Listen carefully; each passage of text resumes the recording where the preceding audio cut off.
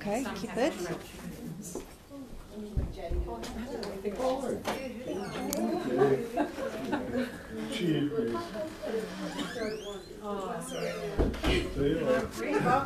Hi again. How are you going? Right.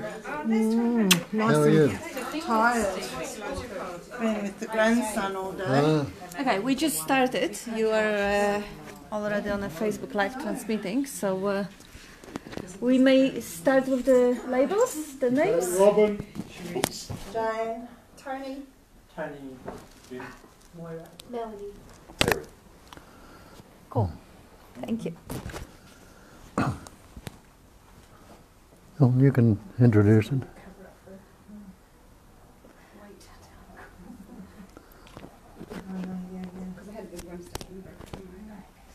Okay. Been lucky for last couple of meetings. Almost didn't have to say a word. And luck has run out. You can't cross your legs. No, you can keep your legs crossed. It's just a little bit discrimination towards those with artificial hips. No, no. And unfortunately, for the rest of his life, that's what doctor said. Oh, really? Yeah. That's really tough. It is. So we got word file tucked under his chairs while you're talking. Yeah, but there is no such a thing as the rest of his life. It's just this moment. So it is not about remembering for the rest of his life. It's just about paying attention right now. So the whole time you can't move his legs. Yeah, so Because it's always now. it's always now. And you always can't do it. Mm-hmm. Yeah, so I remember when I was actually listening, when I was still seeking, and I was listening to some of the inspirational talks or seeking talks, and they were all saying that you have to be alert, you have to try and stay present as much as you can, and if you don't, you're going to lose it, and it is just so much work. I was thinking, oh my God, for the rest of my life I have to notice every breath, and I have to be present and alert. That is just so overwhelming. That is just such a hard work. I just have to give up. I mean, I can't even conceive of the effort that is needed to stay vigilant. But who is there to stay vigilant? They never said. But yeah, the way I understood non-duality back then, it was that this individual or the person has to be aware and conscious all the time. And that's totally not what the non-duality is about. If there is any effort, the real effort is totally effortless. If effort happens, it usually, I would rather call it resistance than the effort. Because if there is anyone here who needs to do something, if there is any doer here that needs to do something, it means the natural state is not natural and it's not there yet. It means there is something that is going to start at some point. It means that it's not here right now. It means it's a passing phenomena, it's an experience. If there is anything at all that is different to this moment, then it's not worth it. Because it means it is in time. If there is any sort of a pleasure or bliss or any imaginary state that is not right here, right now, that is not beyond time and space, then it's not worth it. It's not worthy of being chased, because it means it begins in time and it means it will end in time. It means it's totally unreliable and it's not worth it. I mean, of course, by nature, every animal and even the flowers turn to the sun. Every creature is seeking pleasure and avoiding pain. Every creature is having survival instinct and is protecting its own being, its existence. But this is just natural functioning. The idea that there is something beyond this moment, something else, something bigger or something greater than just this aliveness right in this moment, is just an idea. So non-duality is to dispel such an ideas, is to show them for what they are, ideas, nothing else. So apart from the reality of this moment, this present moment right now, any ideas that things should be different, or the state should be different, or the I shouldn't be there, any ideas are to just be recognized as ideas. And then as ideas, they just come and go. They just show up on the screen and disappear from the screen like clouds. So there's no need to worry about the ideas either. It's just plainly to recognize them. The problem is when the identification with idea happens. When I identify myself as an idea. If I identify myself as the image or as the body, that's when the suffering comes up. But even if that process of identification is actually known in consciousness, and it is, there is no problem. Everything that shows up, everything that begins has an end. Everything that appears disappears. Everything that comes up comes down. And there is one thing that never changes. There is one thing that is not a passing phenomena, that is not an appearance, that is not a state or an object or a form or any sort of a conceivable or perceivable thing. And that one is what the non-duality is all about. Coming back to that which never changes, to that exists in every single moment, in every single situation, from the beginning of time, and without the time also. Even when we don't think about the time, which is when the time don't exist, because time only exists when we think about it. So, from the beginning of time and beyond the time, which means there is no thinking about time, there is that never-changing basic screen or awareness of presence, which is not a thing. The knowingness is not a thing. It cannot be known. Knowing is an activity of knowing. Being is activity of existing, of existence. So that basic screen, which exists right here, right now, in this moment and in every moment, provided there are other moments, because they are not. All the other moments are thoughts, are imaginary. So this one is what we are coming back to, the non-conceptual awareness. Awareness devoided from any sort of objects in the awareness. I mean, if there is an awareness of objects, there is an awareness of objects. But prior to this, there is a space, sky-like awareness, a space-like awareness, or cognizing emptiness.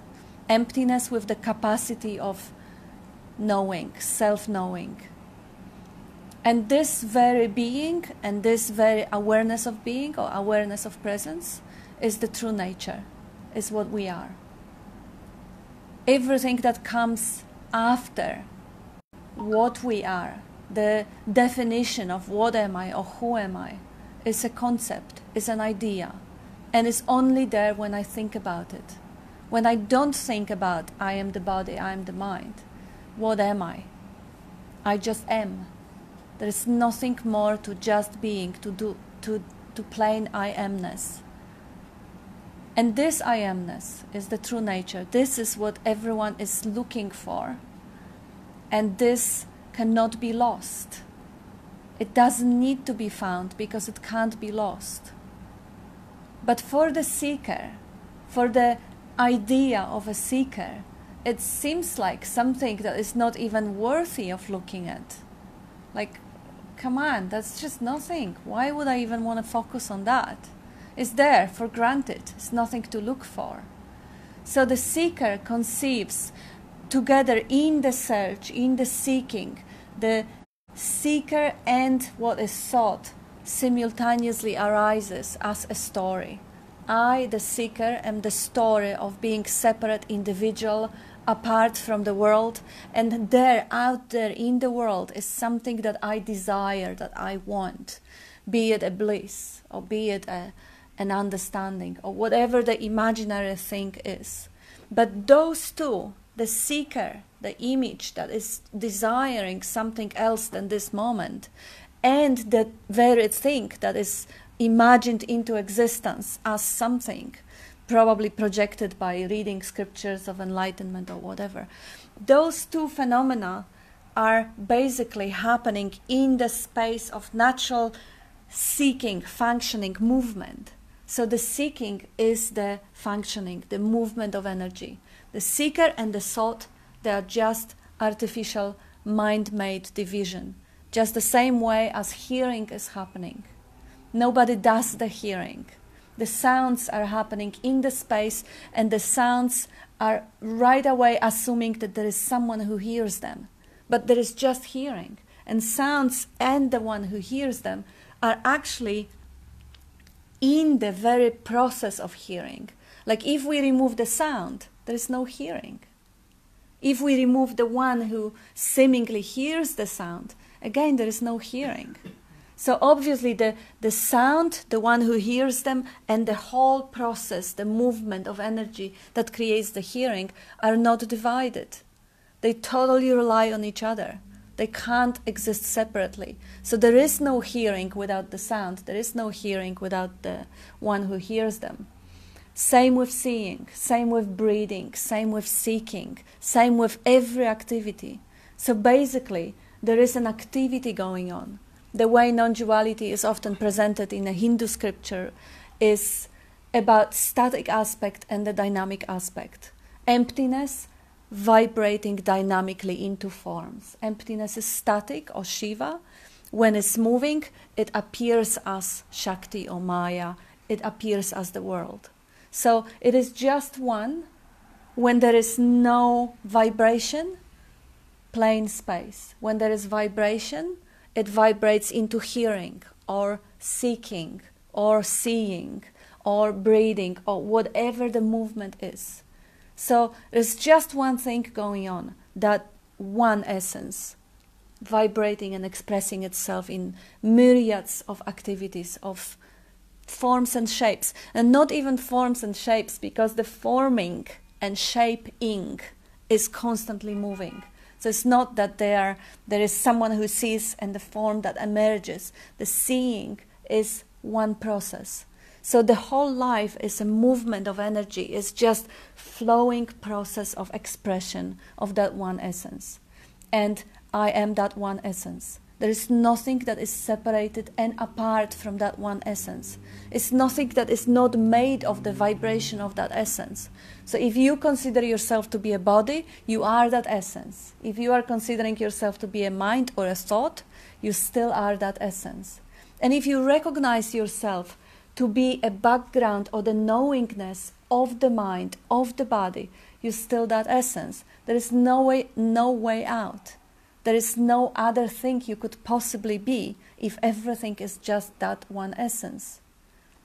So the knowingness, the awareness of presence and the knowingness of that presence is to be realized by simply moving back, withdrawing the investment of attention from the dream, and particularly the dream can be appreciated, but particularly from the investment in dreaming a separate entity.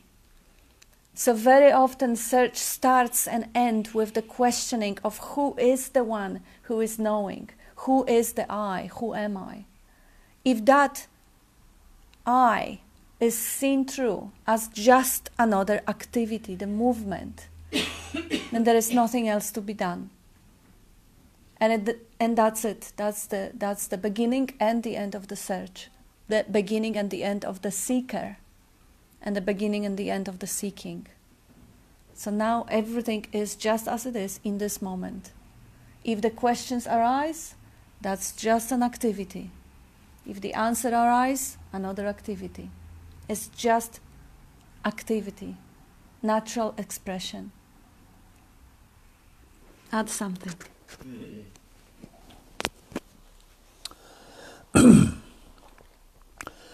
Yes, you're saying about time and the now. Very good, that you're saying. Well, is there such a thing as now? Can anyone grasp that? You say it now, as soon as you say that, it's changed, it's moved on. And we say now again, you think it's the same now? It's not, it's ever fresh and ever new now. There is any future, no past or future. So there's your way out. Then there's no static point you can grasp and say this is where it begins, this is where it ends. So just having trouble pausing the thought or understanding that, we'll just look at it, try and grasp this, what's going on in any of you right in this now. By the time you label it or something, isn't it moved on? It's transient, everything is transient, constantly changing. So yeah, when I say try and get out of what we call the now, well, you can't, because it's ever fresh and ever new, always and ever changing.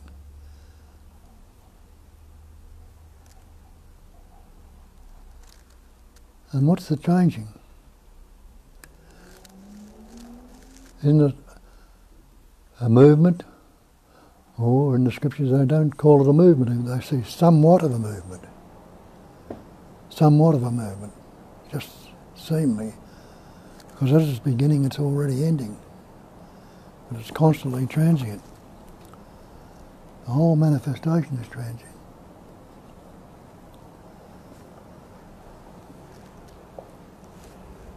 So where does that leave any of us?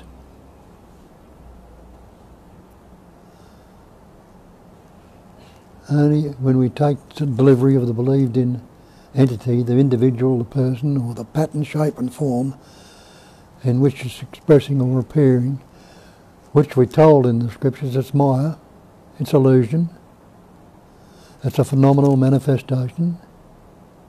Definition of phenomena is that which appears to be,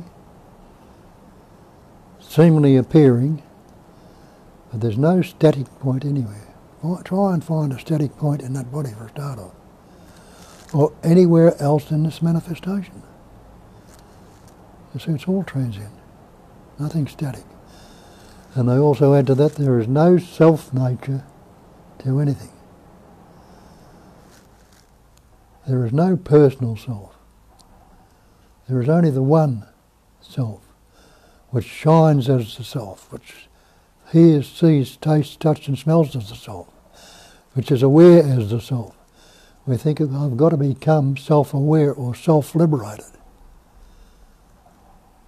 I tell you, it's self-shining, ever-fresh presence awareness. I put the term present awareness because it appears to be in this immediacy, this actual moment.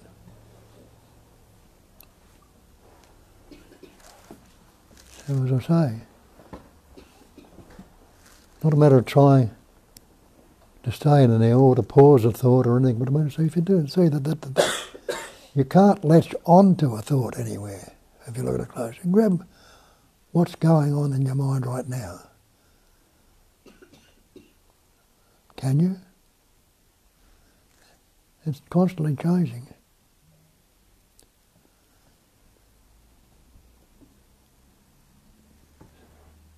So why not flow? Why not be the river instead of the bucket of water out of the river? And let the river take you where it does. And where does it take? Where does that water finish up? Finish it up back in the ocean again. Where did it come from? It came from the ocean. And do you think you'll ever get the same drop of water out of the ocean again? Comes down as fresh and new, changing, never the same one. That's what needs to be understood or recognised. There's nothing to be grasped and there's no one to grasp it. Be the transient, no thing. Hasn't got the time to take any solidity as a thing, though it appears to, and it seems that subtle and that seemingly rapid, I suppose you'd say, that it seems solid. But there's no solidity about it, no something steady about it. It's constantly and ever fresh. So there you are, you can get into that one, argue with it, or fight with it, or tell us your version of it, or whatever.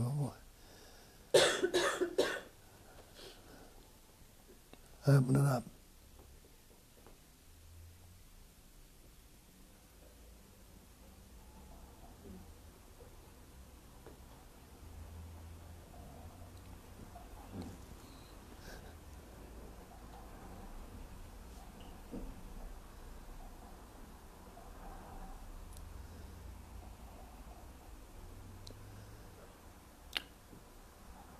Doesn't the silence become more evident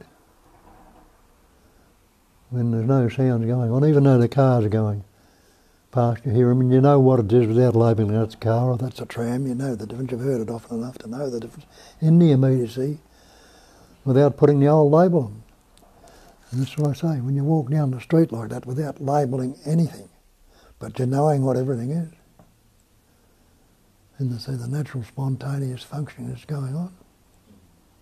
Look around the room without putting a label on all these things in this room. You know what everything is. And knowing what it is, you don't need to put a label on. We put the label or the word on it. And what does that say? It all begins with the word. In the beginning was the word.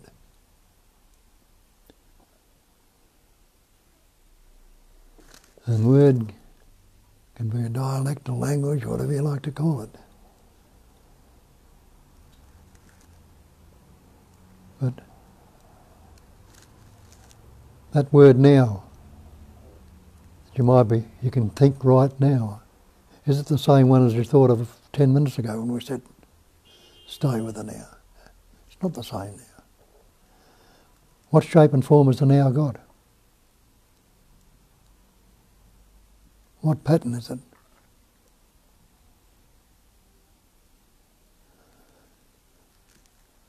There's seemingly many pattern shapes and forms in this room and everywhere else. But what are we told about that? We're told it's an empty form. All forms are emptiness. Emptiness is form. It's the emptiness is pattern, shaping and form in these things, and the form can be nothing other than the emptiness. Or to get it again. Not two things.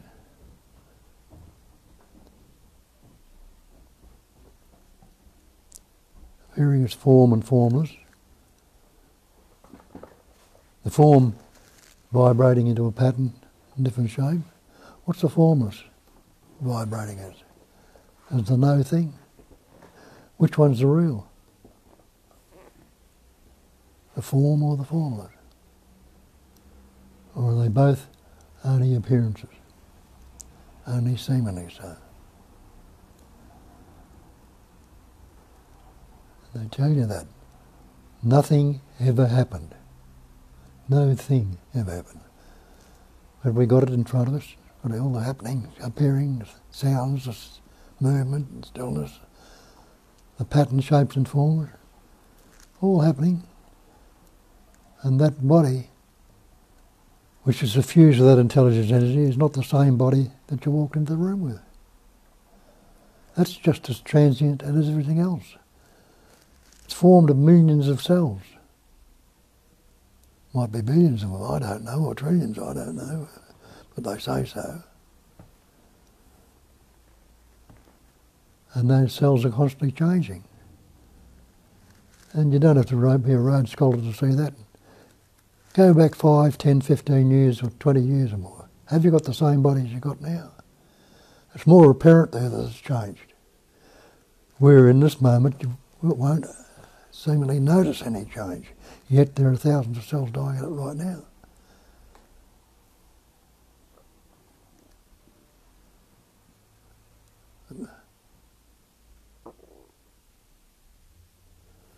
So how can you say you are the body? Which we've taken to believe, I am this body. We put the concept or image that I am, And they tell you again in the scriptures, we still know that I am is God, is the word. I am.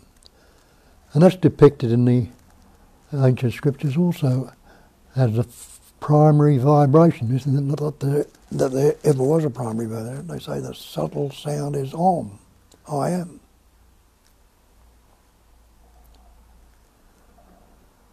And all vibration is a movement of energy, what we put the label on it. I don't know. I can't even tell you what energy is. The physicists and all the other scientists might be able to tell you what it is. But you know for certain, it's constantly, ever fresh, vibrating. And vibrating in an intelligent way, when it's forming cells and changing to the patterns, shapes and forms, implies it's suffused with an intelligence. And that's where I don't use the term God, because as soon as we heard that term God, we relate it to some conceptual image we've got. When they say God made man in his image and likeness, well, they think he's in the image of this shape and form, this body, and likeness of it. So we think God's some old guy in the sky or something like that, the image and likeness. It's not. It's just a vibrating pattern of energy, suffused with intelligence or knowing. The knowing, the idea in it, gives us something that is active, the activity of knowing. And the knowingness, or the intelligence of it, is knowing this, that and everything else, or just pure knowing.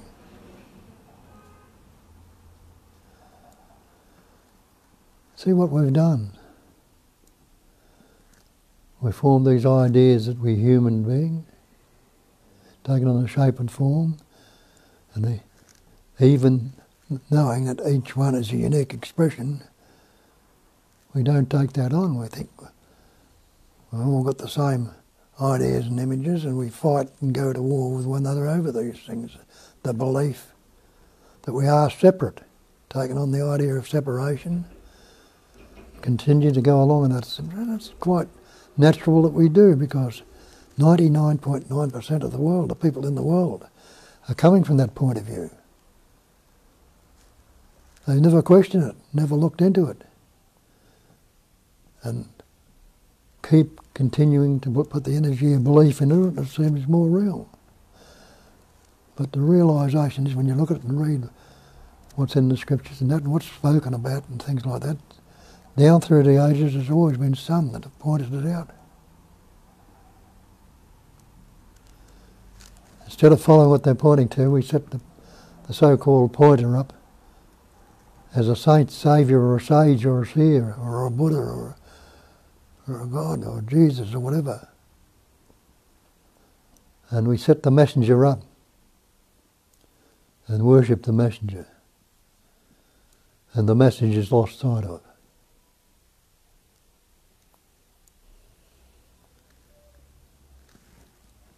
Come along to places where you hear this or read about it or something, and innately in each and every one of you, something will move you to look at this sort of stuff, to go beyond what we've got, the conditioned belief.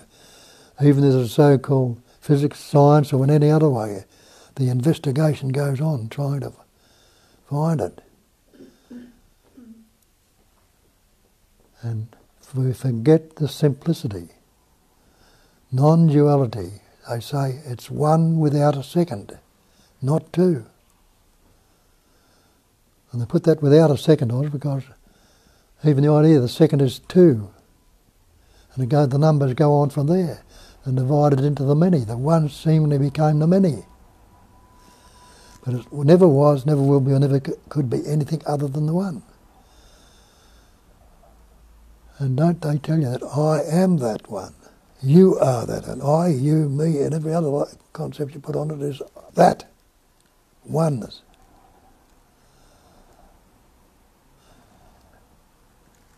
Even just grasp that with the so-called intellect or the mind. Stay with it and recognise it. And every path will lead you home. if you like to follow it. It leads you to the next one. If it's not that particular one, it leads you to the next one, wherever you've got to go. And where does it take you to? Where's the home? That which you never left. You never left it. It's always been you, me, this, that and the other, all the one essence, and the wondrous intelligence suffusing every particle enables the vibrations of all these different patterns, shapes and forms. As they say in the scriptures, from Brahma to a clump of grass.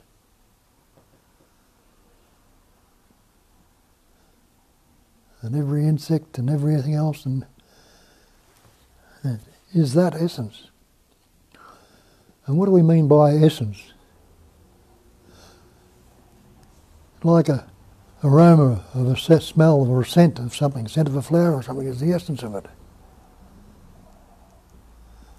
Nothing solid or substantial.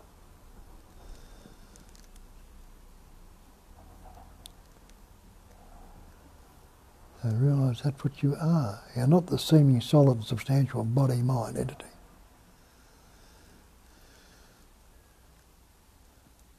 Because of those cells that are dying,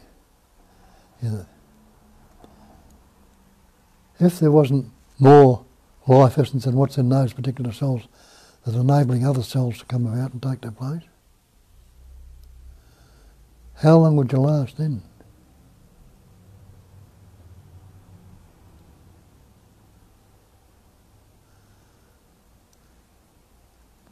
So we say it's hard, but it's the simplest thing in the world. And we say it's hard because we keep repeating the old habit pattern of trying to find the answer in the mind, trying to make the seemingly isolated me whole or complete.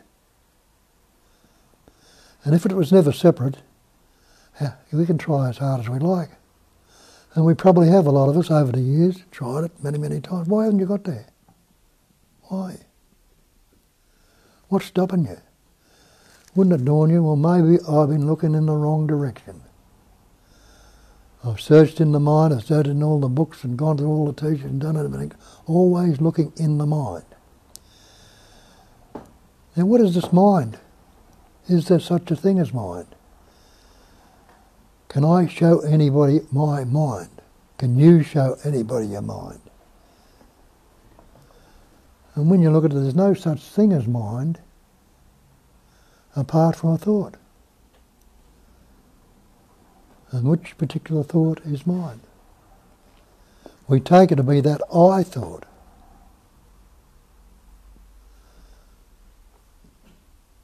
But is it I mind? It's closer to it than what it is in saying my mind. I mind, and I matter. But it's not that thought. A thought or a word didn't start with you till you're about 2.5 years old when you learnt to reason. The animals have got no words. They make sounds which can be translated by other animals when they know a particular sound. This one's danger, this one's fear, this one's a sign where there is food, and all these different ways. Birds, animals, and all these things make sounds. We've gone a bit further because we put meaning on the words, and that's very useful. And we've got to understand with this that the mind is not the enemy. It's a very useful tool. And you know that in all the inventions, maths and everything else we do, it's a very useful tool. But when it tells me that I'm this separate entity, I'm this person, I'm this individual, and I'm not good enough or I'm fearful, that's when it becomes self-destructive. Because the belief that you're separate grows and grows and grows. It becomes harder to recognise and see through.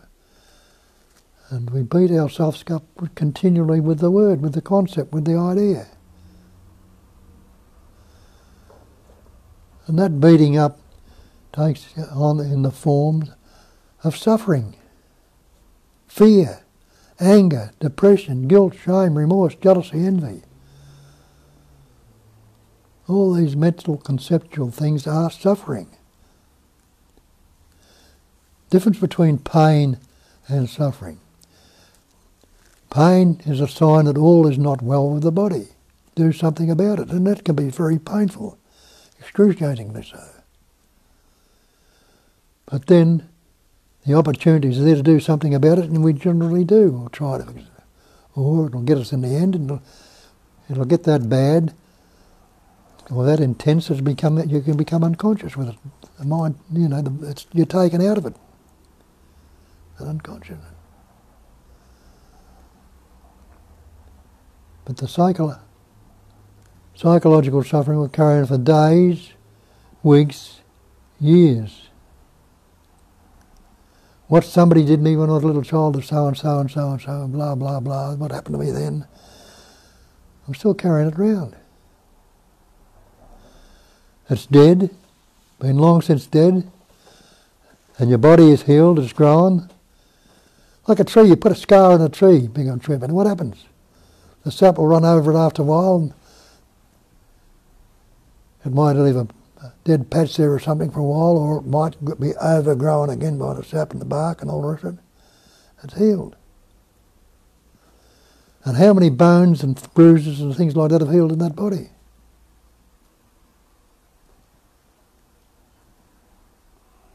But how much of this psychological suffering have you dropped or let go of?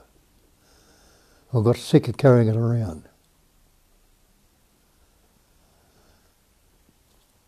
There's a couple of good skits on the telly about the stop, or stop or don't go there. Well, that's just a concept. There's many, many ways that can be seen true. And that's what I say, if a pause a thought, or you see the thought now is changing and so is every other thought. So you don't really have to pause it, and you can't pause it as a person. But if the thought is seen as now, and you know it is transient, the next thought is not going to be the same thought you had a moment ago. You're going to invest in it? You can, but it doesn't have to be that way. That's what I understood and found out. It doesn't have to be there. And sometimes it might come up still and appear to be that moment. And even though I might try to hang on to it, I can't for very long anymore, worse luck. And the further you go along and recognise, the less and less interest you show in these things. But it doesn't stop life from going on. It doesn't stop that sense of well-being from being seemingly seen in greater clarity, just like the sun or the sky, when the clouds dissolve or move away in it, the clarity is more, there's more clarity there.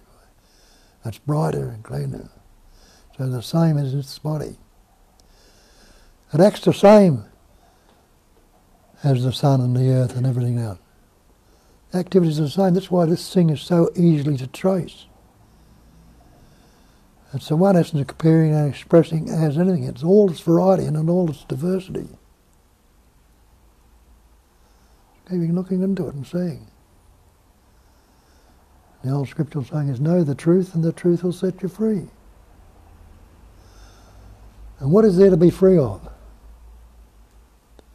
The only thing you need to be free of is the belief that you are a separate entity, you're an individual, you're a person. You are an ego, a conceptual image.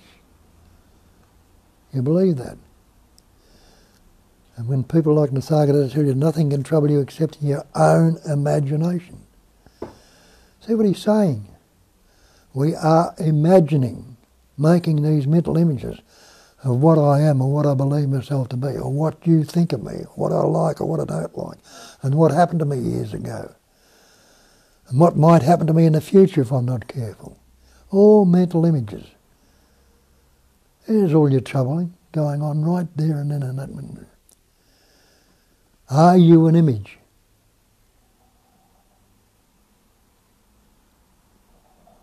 See it for yourself.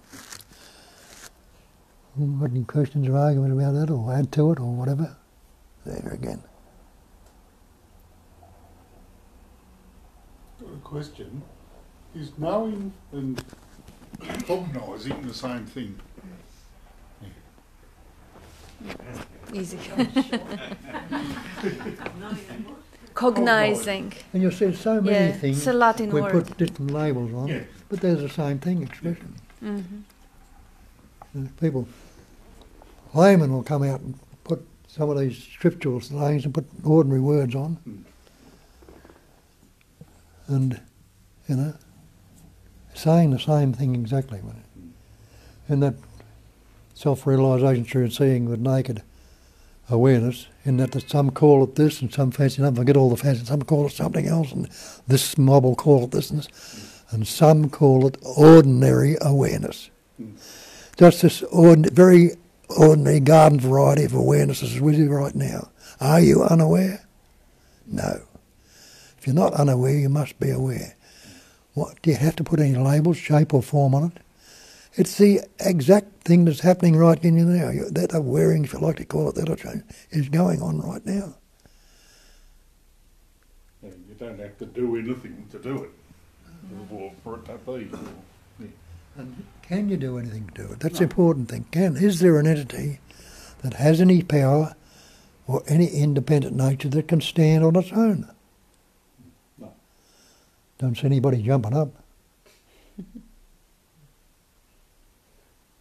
But it is good to clear that word, because I've heard it's a Latin word, cognizing. We're using it as cognizing emptiness. It means the emptiness with the capacity of knowing. Also, when we use recognizing, it means knowing again. Yes. Like something that is known constantly, but the attention somewhere kind of gets disturbed and is knowing again. Just. I mean, I'm comfortable with either, but I know it is a block for some people. That's great to bring it up, especially because most of the misunderstanding is really just a vocabulary and definitions. We got lost in the word instead of utilising it. Yeah, I've heard really violent discussions around people who seem or say that they've got it, and they say that suffering doesn't go away. Buddha was a liar, just because they equate suffering with pain. While when Bob is using word suffering, it means a resistance to pain. Yes. But yeah, if people define it otherwise, they can go and crucify Buddha or whatever, burn the temples.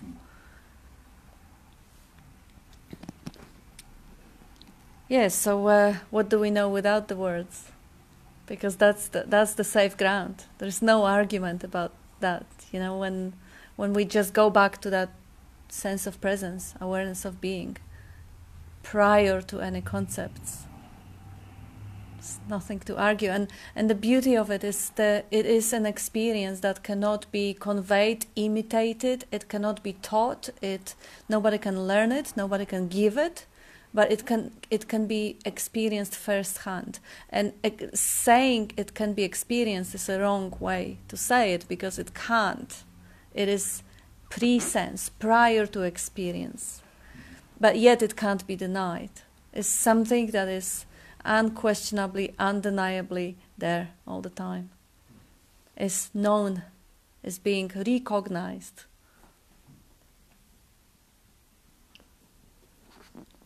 And don't forget the great mantra is I am that. That's they're talking about it. That being, knowing and loving to be. That's Satchitananda. We mouthed that word millions of times. I did. I suppose everybody else has too. Not understanding what it really meant. I am that one without a second. Aren't you? So there's nothing we have to do to be Satchitananda, do we? It's already there. In recognising it and taking the stance in that, in its true nature. Not in the conceptual image I got. Bob and I'm no good and I've had a bad childhood and well, they did this to me and that to me and this happened and none of it. Take a stance there. We've been in that long enough.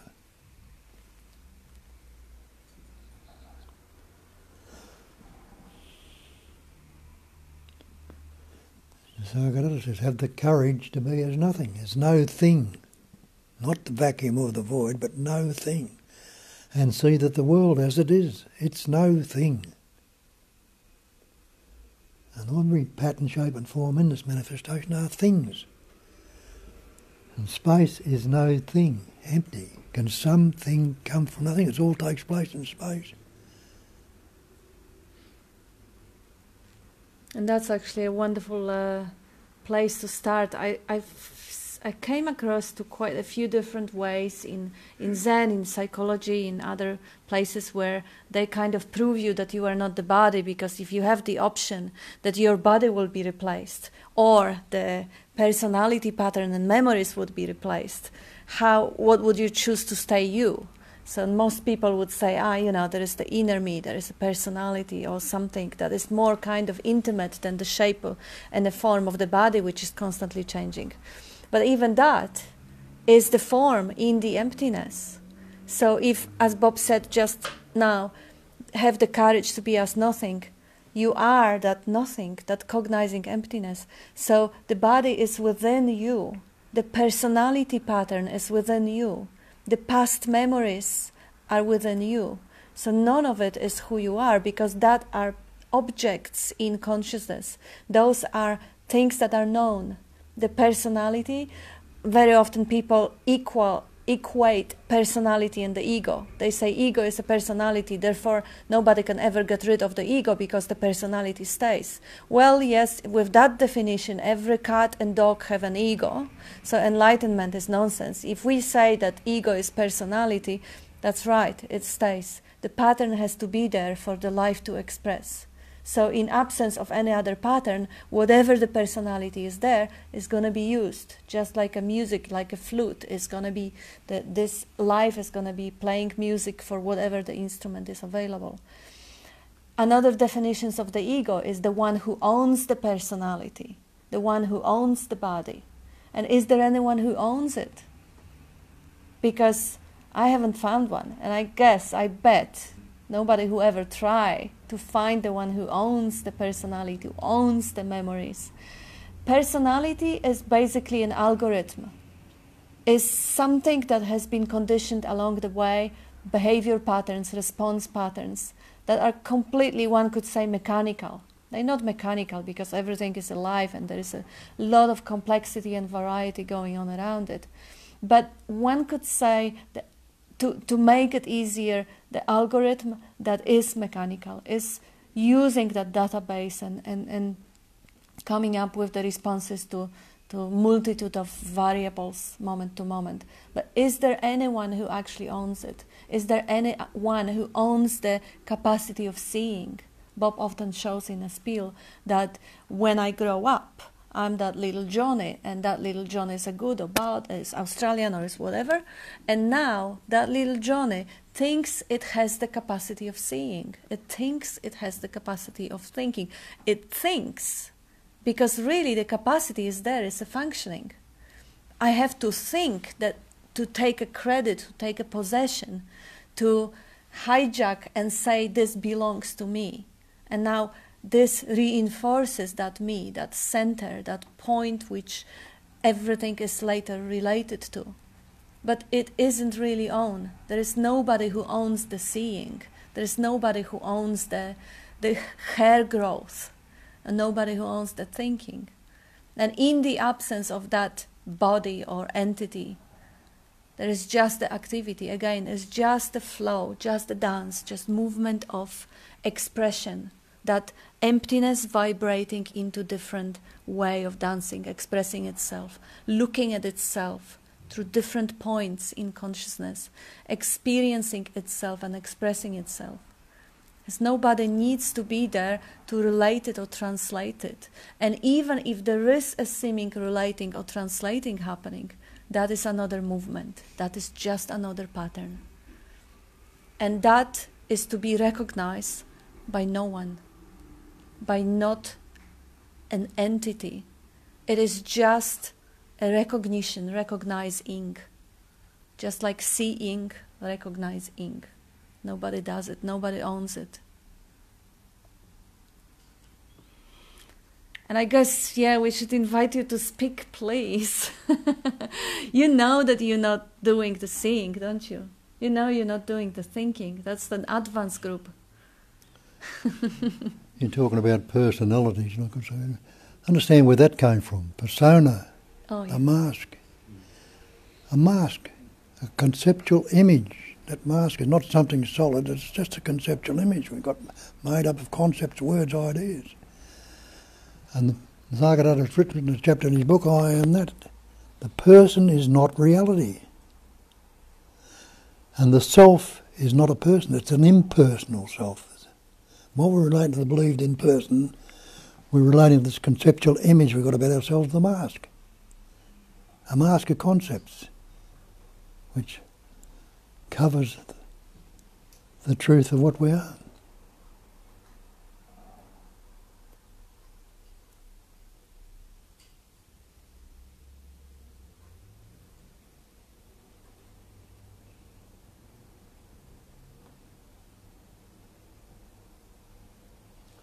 Bob,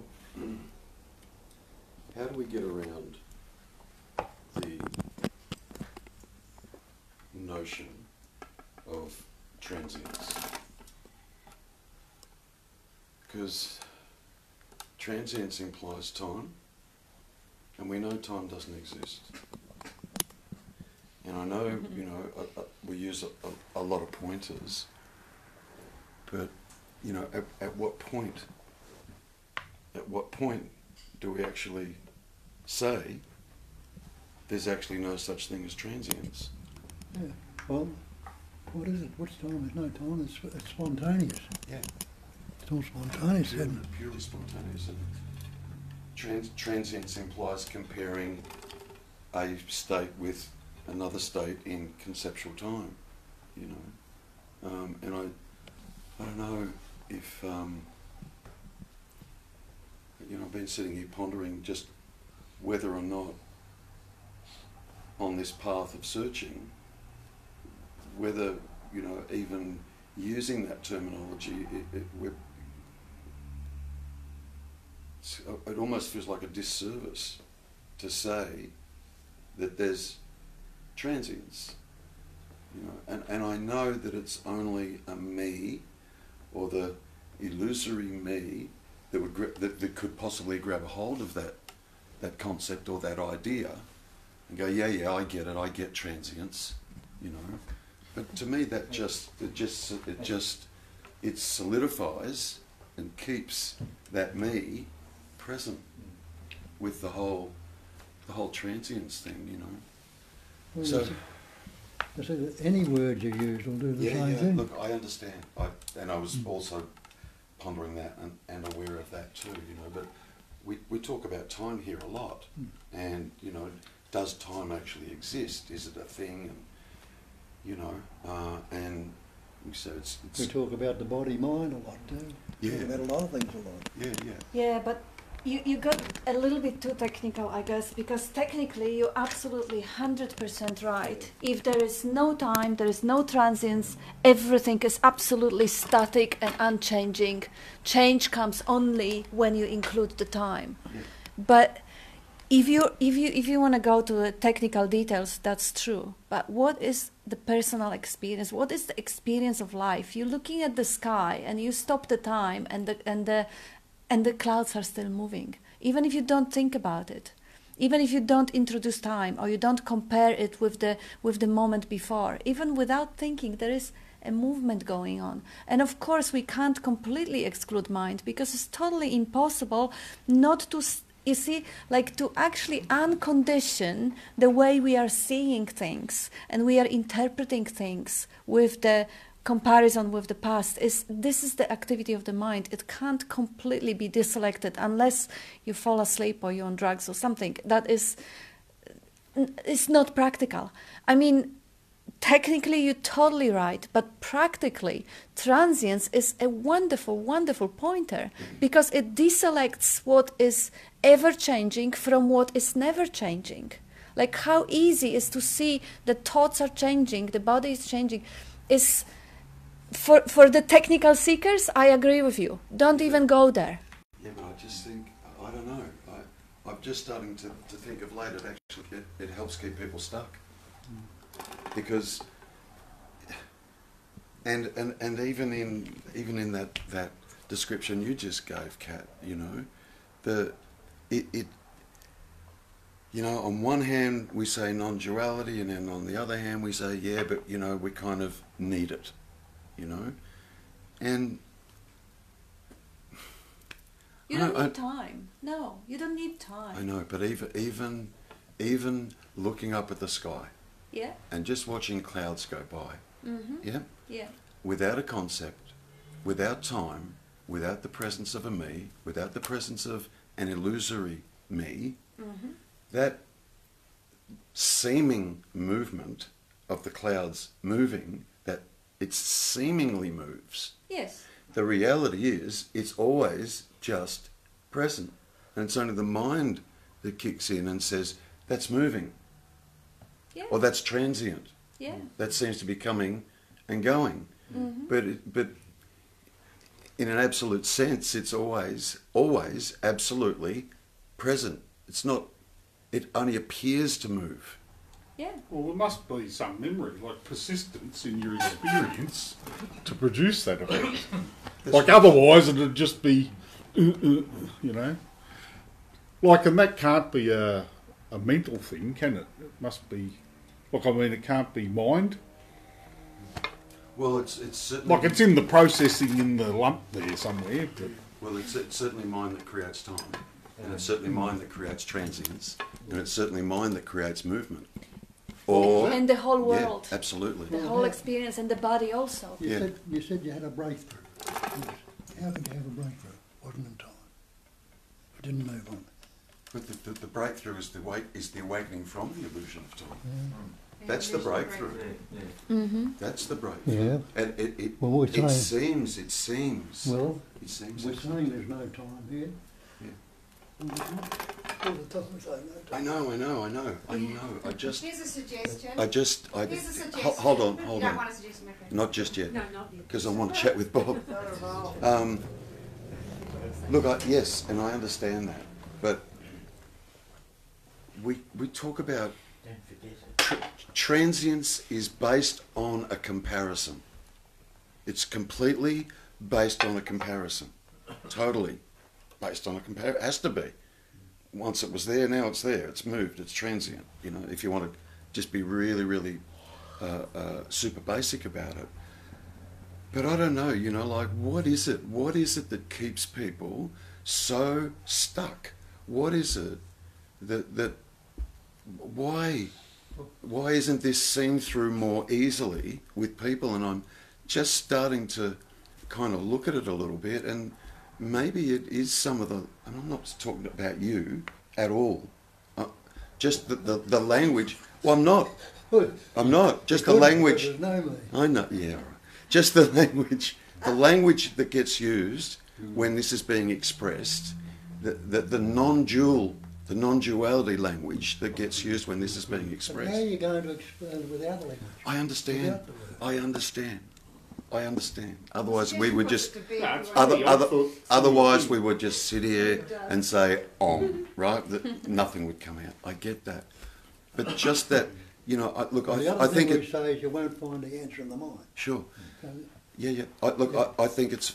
I know, and it's just well, so. continue to argue about This. it. I'm not arguing. I'm not arguing. Trying to describe it. I'm not arguing. I'm discussing something. I'm so not arguing. I'm not I think arguing. you should just Yes, you are. No, I'm experiment. not. Experiment with that. I mean, if you guide someone and you think it may be the transients that keep them stuck, try and walk them out and see if it helps. Yeah, look, I'm not saying let's stop talking about transience. I'm not. Not at all. Because I've got an answer. Do you want to hear it? not just yet. Because I'll be saying to bed right now, because language is dualistic. I understand that. I totally understand. I just don't think enough is talked about in relation to the absolute presence. There's lots talked about transience and this and the mind and so on and so forth, but not much is really talked about the absolute present. Now, and to do that, you'd have to kind of talk about time. and dismantle that. You would have to completely dismantle the concept of time, which would include transience. So I'm not saying that transience or time should be eliminated from the communication at all. I'm not saying that. It's all part of it, and I get that. Yeah. But there's got to be there's got to be something further than just it's all transience. You don't exist. It doesn't matter. Blah blah blah. What is this thing that's further than it? Hey, What is this thing that's further than it? There's got to be something further. What is it? just what I was just saying. I can tell you. Just what I was just saying. I can tell you right now. I think it's fine to say on one hand everything is transient. I think that's fine to say that. But I think it's also just as important to say on the other hand there is just nothing but absolute presence. That was my answer. And It's like 5 minutes. it doesn't shift and it doesn't change and it just it's and you say it all the time and I say it. It's just total spontaneity all the time. It's just constantly spontaneous. And in that there is no transience and there is no time and so on. They're all dualistic concepts. And to open your mouth, you've got to speak dualistic. Sure. I'm not being critical. I'm so not being critical. What was your I'm not. suggestion? Wasn't I you just- the one you just got to now after 5 minutes? But what I want to clarify it a little bit, which might help, is that for a start, that checklist you gave, like that's never affected me. So transience I don't stick with because I don't need the checklist. I know I'm not thinking about it or something else is going on, and I know the difference between a pause and not pausing. What really helped me is the second one. You know, there's really no boundary here. There's just no boundary to what's going on right now. You described it better, but it was that the what's really going on. You know, here's transience. It might help you, or it might be this eternal checklist thing. I don't understand because I don't have a problem with it. I just go around it. The second one you said has been useful many times. How do you describe it? I can't describe it as well right now. You know, when you're not thinking about it, there is no such thing as anything that can transit, you know, there's just here. Yeah. So there's no beginning end to it, it's just here, and transience doesn't exist. That has helped me many times. The first one, I'm just not hung up with that other thing because you're either not thinking about it or something else is is appearing to happen, you know. I love Put them that. both together, you know. And Yeah, you can tell people that it's transient, but the thing is at the end you've got to experience it. Yeah. Okay, And I guess I Jane. have, I just- you know, and then you get, Oh my you know. gosh, I just think getting hard. that the whole transient notion, I think if people aren't careful, people that are listening aren't careful, or it's not explained correctly, that people will actually start to believe that things are transient. Can you, I know I've been, when you say transient, do you mean that how things are always changing? Yes, Okay, a movement in time, yeah. a movement in time, and there's no such thing. There's actually no such thing as that. It's always just absolute. Always absolute. Yeah. The only thing that creates transience or time is the conceptual thinker, is the dualistic thinking. And you were saying before about, you know, how people don't, you know, but maybe some people got too much storm clouds and it takes a while for them. Yeah, look, I don't want to sound like I'm being critical, but, you know, I can see that people are trying to find their way out of this. They really are. That's the bottom line, that people are trying to find their way out. You won't find the answer in the mind. That's right. I know, but Jesus Christ, we say this and Let's then we talk say about that, it and we some say more. this and then we say that, and then we say this and then we say that, and it's a total fucking But contradiction. Terry, how can you possibly talk about the absolute? How can you possibly talk about that? By at least making That's sure. like Bob Hold said, on. I'm Words, answering the question. I'm answering the question. Of your words. I'm answering the question. relative. By at least being sure that people aren't being sucked into, inadvertently, the idea that transience is a thing, that it's real. And I've got an answer for that too if you want to hear it. Across the board, I've often felt there wasn't enough contextualisation. So whenever a first thing is delivered, so in this case and for this reason, in that case for that reason, it sometimes helps you to go back the other way from some direction that you've been going too far in. And because I don't have any actual concrete examples right now, I'm not being able to explain this very well, but you give a very good description of what people can let go of when transience is raised. And it's in many different ones. People chuck up something to reveal something, but they don't sort of say which people need that revealed because they're clinging on too hard to something. They need that suggestion to reveal something, and this won't apply to the rest of you in the room who are perhaps gone the other direction. If things are contextualised a whole lot more and then punch them with it, and really none of that is real because the experience is just this to like also completely take the guts out of whatever's been offered as a pointer. I think that could be really effective. Yeah, that's true. It's a real tricky one. It's fantastic that you say it. It's fantastic that you actually, you kind of, because every pointer has limitation, and it's important to highlight the limitation. But the truth, what Tony is saying, is also truth. These people and this theoretical situation will spontaneously arise. And when you are guiding someone who can actually get stuck in the transience, you will have the gut feeling how to spontaneously, in the spontaneity of the moment. Well, isn't it all labels, words? And the word's not the real. There's no word the real. Which label do you want? You can put whatever label you like, as long as you recognise it's a label, it's not the actuality.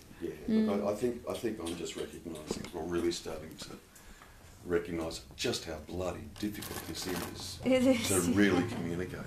But why do we have to communicate? You can't communicate. Well, then we would sit here and say nothing. Well, we do. Yeah, we do pointers, and I guess people that come here are attracted to it, like I was. But at the end of the day, it happens when it happens. Jane had something to add. Do you remember what you had to say? Yeah, she remembers. Yeah, exactly. Oh my gosh. I have no argument with any of that. I mean, but Don't make it too hard. hard. Years, not for how to hear it. And Just- give it it's just- If you can find another way. No way. I don't, Can we give Jane word? Because Go she's... for it, Jane. yeah. All I was going to say was what I always harp on about. We all get stuck in a pointer that really suits us. And I just think the mind is a clunky thing. It goes from past to future. It goes from love to hate. It goes from yesterday, tomorrow. It goes pleasure, pain, desire, fear. It works in the pairs of opposites.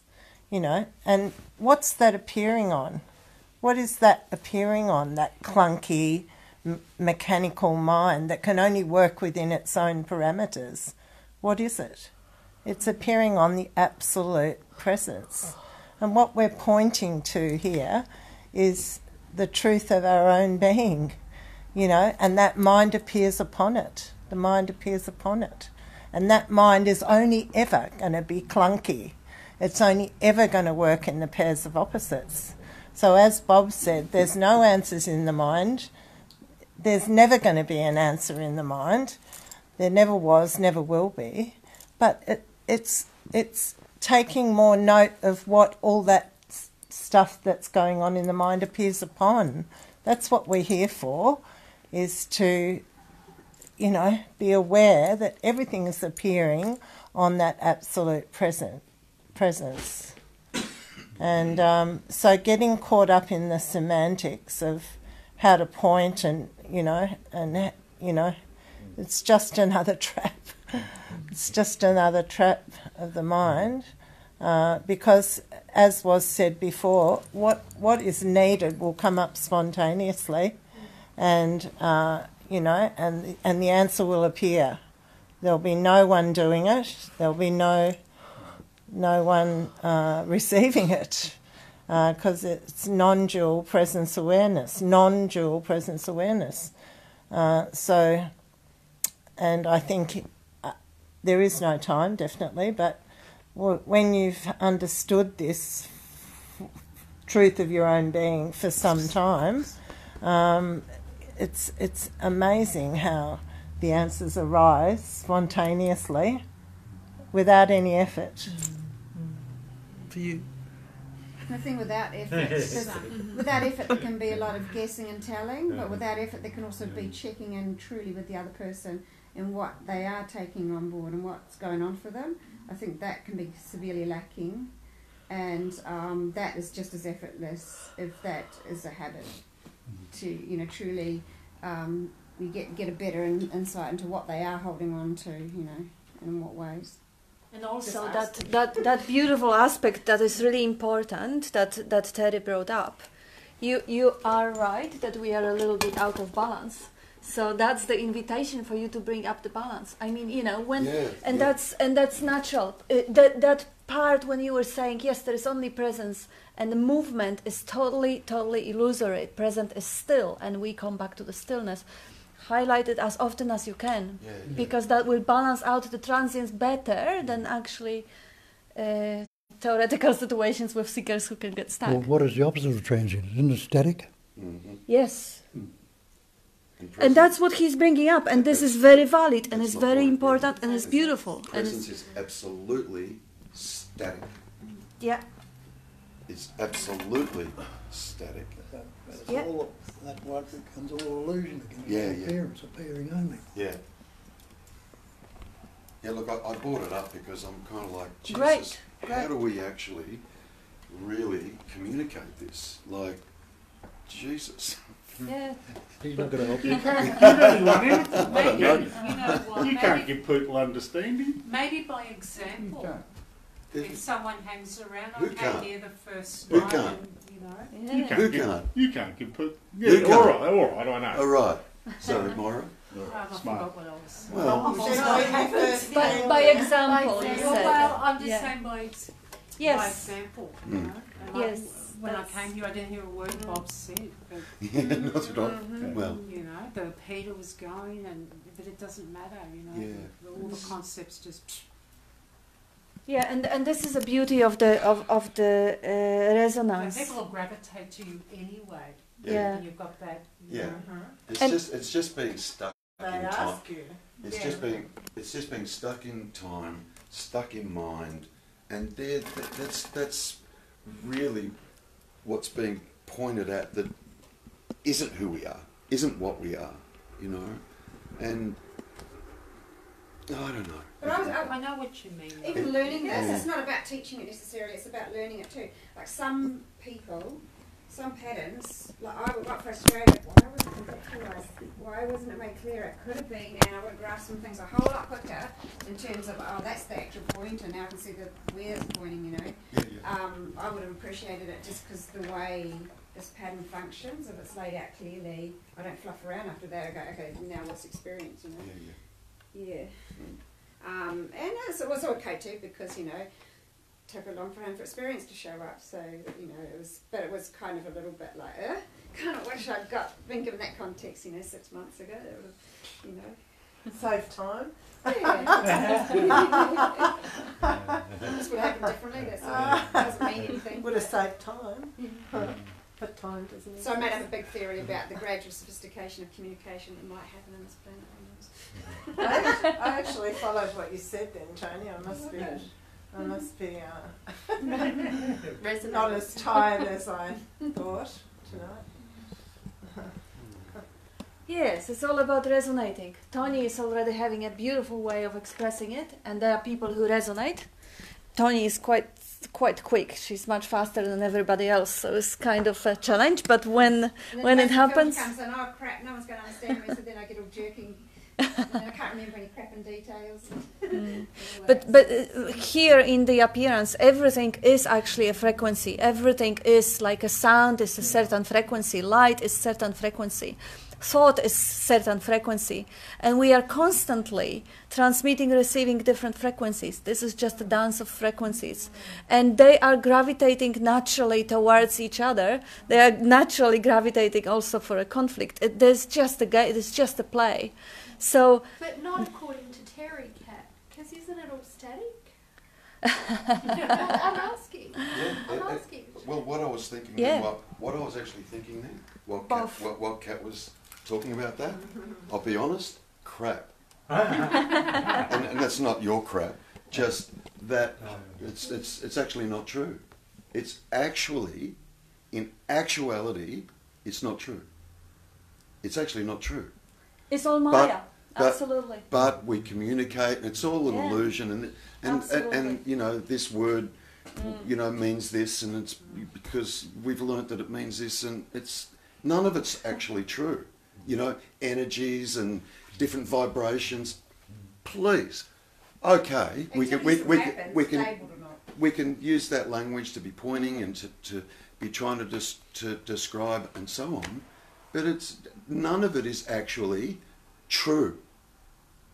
Yeah. None of it. Then who is it? Didn't I tell you at the start? Correct. Yeah. Absolutely. Yeah. Yes. Brilliant, But yeah. then who Yeah, yeah. is it, Terry, that desperately wants to communicate this with other people? No idea. No, absolutely no fucking idea. None. No idea. It all happens too quick for me to be claiming ownership of it. No idea. Right. Like, no idea.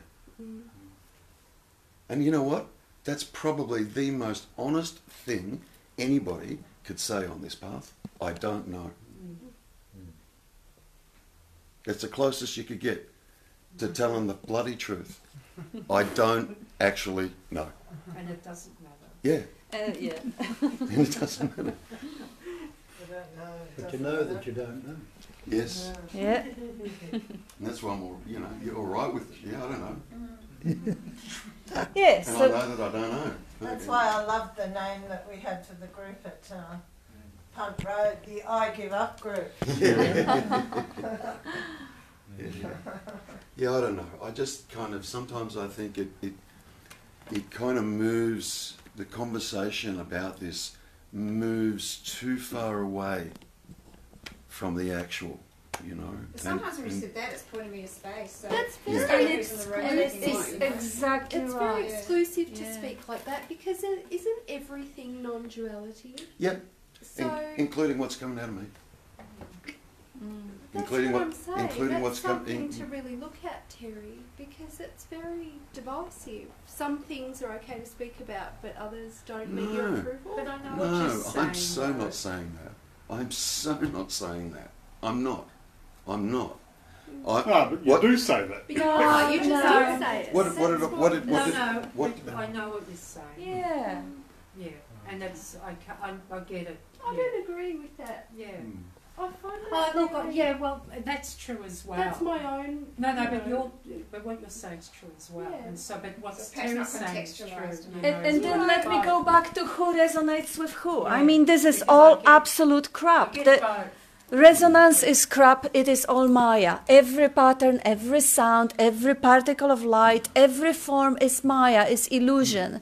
Within the illusion, we resonate with certain frequency and we don't with another frequency. And now, obviously, some resonate with what Terry is saying and some don't. And this is all crap. This is all within the illusion. And Terry has a beautiful role of bringing up the quality of stillness, of silence, when there is no resonance, there is absolutely no movement. And this is sometimes a little bit less of it in the group. Absolutely. We're not having that much of it in this group because we talk all the time. And bringing up a reminder of stillness when there is no language, when there is no talk, is the way life, not Terry, not me, not anyone else here, life balances itself. I'm actually happy. I invited him a few minutes ago to actually balance out instead of bringing up theoretical situation that balance it out, and he just did. And he did it in a brilliant way, beautiful way. Like, yes, this is all crap, this is Maya. How about the unmovable stillness underlying it? He said it in a way that some could hear it and some couldn't. And this is exactly what Bob is saying, things in the way that some can hear it and some can't. I'm saying the way the same. The thing is, we all innately know what everybody here is trying to say. Why stuck with the words? You know what he's trying to say, even if you don't like the way he speaks it. You know what I'm trying to say, even you may not like the way I speak it. Just go into that silence. And it's never been anything other than we're dreaming a dream we call the world. Yeah. No, still think of things in contextualised little boy. Say that's crap in relation to that would just be an easy little thing to add on. You would know how it works, and then everyone would get you. You know, just Yeah, look, I don't know. except some power types, that's crap might just be the thing that cracks them open then. But Yeah, look, I don't the know. contextualisation would be lovely, I reckon. Yeah. And it's not. It doesn't matter. Absolutely. You know, that's given right at the beginning. I got it doesn't matter. You know, 3 or 4 years ago when I first came across this, it doesn't matter. Yeah, never lost that. I just can't help thinking of Shakespeare now. A tall tale told by an idiot, full of sound and fury, signifying no thing. Everything is valid in the appearance. Everything is valid in the appearance. The appearance itself is not real. Yeah.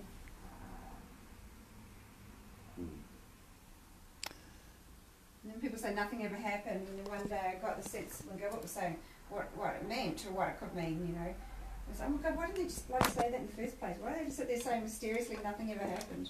But they are reflecting a true experience, yeah, but they could have reflected it with a little more information. That would be nice. You might have keyed in for Well, the what earlier. does it mean then? Well, I forget what exactly I was relating to. I think it was in relation to a person, but I forget what it actually. It keys in a bit differently every time. So. But I suppose when you're sitting there and there is no bound to any there's no transience, then yeah, nothing has ever happened or is ever happening. It's probably a little more accurate actually. Yeah, there's just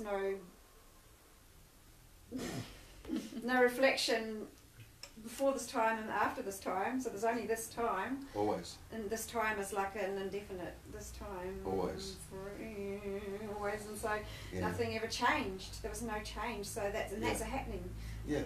Yeah. Mm-hmm. Thank you, that's Beautiful. what I'm trying to say. Beautiful, beautiful. Yeah. Yeah. You know, and it, Possibly it's a bit different from the one on our side of time, but, you know. I switched off the assessment of anything to get to that, except there was an assessment of what happening means and a few other assessments, but it wasn't held. They just popped in for a moment to see how it works, you know.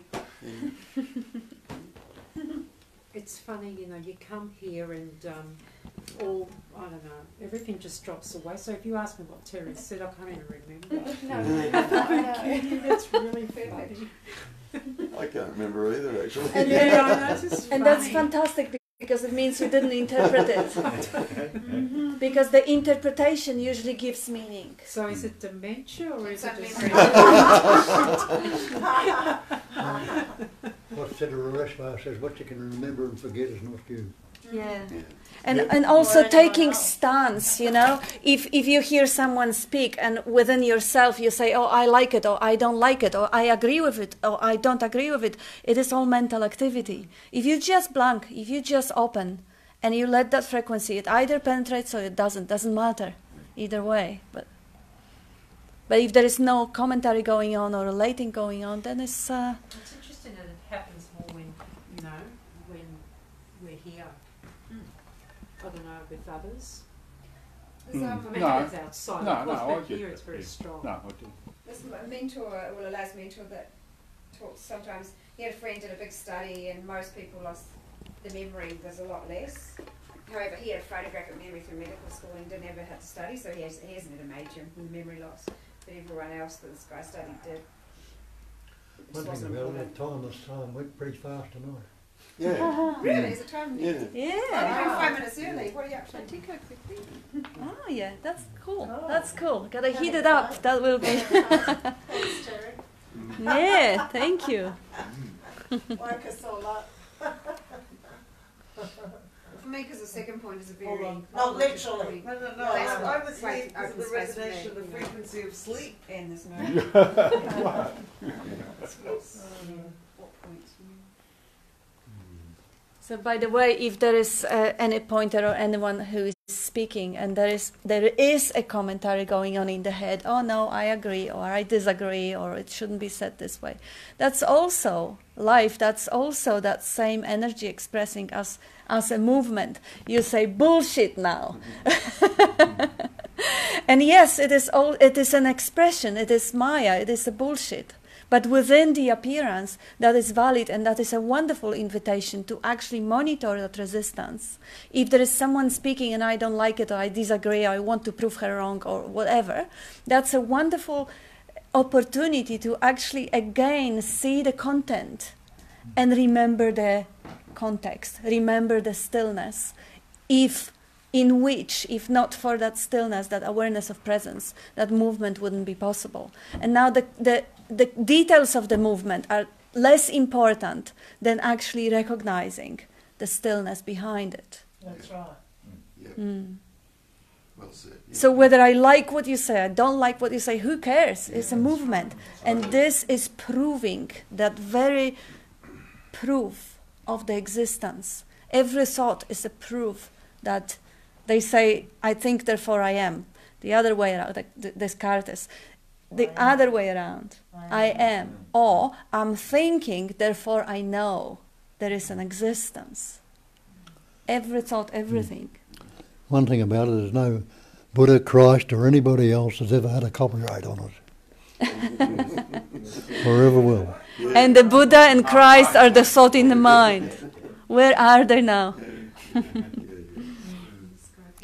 So say what you like. Yeah. And I know, like, I'll be sitting next week and I'll be talking about transience. I know, Yeah, But but it's just- contextualise it this time. You're But it not just- the doer, it comes up. Yeah, but it just kind of came up in me tonight. I was kind of sitting here and I just kind of went, how do we talk about non-transience? Yeah, cool. How can that be talked about or pointed out rather than the transience being pointed at, Because I think people can latch onto that and go, oh yeah, okay, so everything is transient, and yeah, that's been my experience because there's day and there's night and they come and they go and there's my history and there's my memory and my body's aging and the cells aren't the same cells that I walked in here with, so it's all transient. And I just think people can get, if the opposite isn't talked about or pointed to, I think it's really easy for people to get stuck in that there is a me and the me is transient and it's aware of transience and there's no such thing. Terry, aren't you just getting too conceptual? This is all very conceptual. Yeah, because It might look, conceptual sounding. it might sound like it. It might it sound only like it to gets you. conceptual when you talk about other people who are not here now. The theory, when it becomes theoretical, because your point is really valid, it's brilliant, absolutely. When we talk about transience, the only reason why we talk about transience is to discern the false from the truth. Yes. So everything that is changing is false. Everything that comes and goes, has beginning and an end, is false, is Maya. Yep. That's why. But if anybody will forget why we even bring up the transience, then yes, step up always. But not because some theoretical person in some theoretical future may actually get stuck, because that is an explanation, but it's not really that big of a deal. But yeah, this is why the transience. This is when Bob says, "How can you know the transience?" You can only know it from its opposite. So you can only know the transience because of the stillness underlying it. There is no transience without the stillness. Even transience happens in that space. And absolutely, as often as you can, bring up why we are even pointing at transience. Because if not for the space, it wouldn't be there. And it's never enough to highlight that basic screen. Because that's the reality. That's the changeless reality. And if you get stuck on discernment, because I don't tend to so much, you get stuck on discernment, I guess you just bring up, and it's just spontaneous. Last time something just happened and you didn't even know it was going to, and you clearly didn't do it. Remember that. Because discernment isn't really required. A lot of the Buddhist teachings go on about transience, I know. and so much Yeah, that yeah. they've lost because they don't talk about the No you know, subject. Okay. no, absolutely. See, because I haven't really heard transience brought up in this before. Impermanence. Oh, impermanent. Okay. Yeah. Okay. And Right. that's all that you Yeah. can spend a whole retreat just on the Yeah. impermanence. Yeah. But no one ever pointed out Yeah. well, what's what. Yeah, Yeah. and that's why they're all stuck. Yeah. Yes, Well, we not got all, it all but, sorted now. I don't know. Sorry, everyone. That just went No, it was great. It was It's wonderful. a different element of the same thing. though, Yeah, really. that's right. And Yes, static and yeah, dynamic. Yeah. Absolutely. It's all to be talked about, really. Yeah. It's what we Yeah. look for. Yeah. Yeah, we were going to get through Kundalini, we'd probably be somewhere else. Seriously, there's different. Definitely. Although someone same person brought up a study about saying that somebody studied all these people who had abiding awakening, here's some term for it. Thousands of people responded. You found that like 5% who went to Buddhism had a genuine awakening. 5% who went to Advaita had a genuine awakening. 5% basically went everywhere. 5% that became a fundamental Christian had a genuine awakening. Fundamental Christian. Yeah. Or accepted Jesus into their life, Oh, then beer exploded drinker. out to nothing, you know. How many percent can there be? It's only the one. Yeah. Yeah. It's pretty much saying that it really didn't seem to matter what path you went down. There was a certain, group saw a light. Hallelujah. Yeah. I saw the light. Yeah, so we started the meeting with the static aspect and dynamic aspect being both the aspect of just the one. So it is the one, just as Bob says, it's one. It's not that there is part that is false and part that is real. It's just static aspect, which we call real, and the dynamic aspect, which we call Maya or false. But it's ultimately just one. And that will be it, hey? Thank you very much. Thank you really very, very much. That was cool. 5 minutes ahead of time, now it's 5 minutes past.